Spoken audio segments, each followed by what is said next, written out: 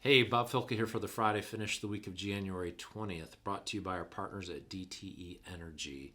Wanted to talk today about the partnership we have with our National Association of Home Builders. All the housing advocacy work we do, whether it's codes, whether it's Don Crandall down at the Capitol, working on zoning reform proposals and so forth, we need data to back up our arguments. And the National Association quickly put together some data for us to use when we're talking with new legislators, really trying to educate them on the rapidly escalating cost of new housing in our state. And you might be surprised to learn that the median home price for a newly constructed home in Michigan last year was $448,520. That's up from $375,000 in 2023.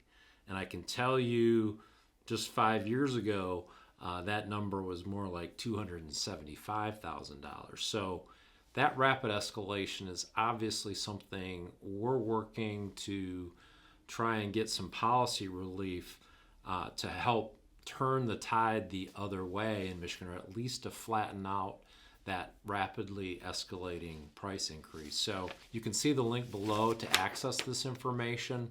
What they also did for us is an analysis of how many people get priced out of a house for every $1,000 increase in the price of a new home.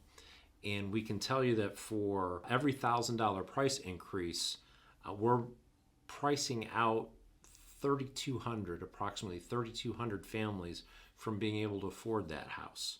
If you're financing the typical home that's being built in Michigan, you have to have a household income of roughly $143,000. Really underscores how, to some extent, the American dream in our state, well, and across the country, is disappearing for many folks. And so huge number of policy challenges that your state association and national associations are working on, but wanted you to know and wanted to share a little bit of the numbers that we use as we're advocating on your behalf and on behalf of our industry here in Michigan. With that, that's a wrap for this week's Friday Finish. Have a great weekend, everybody, and we'll see you next week.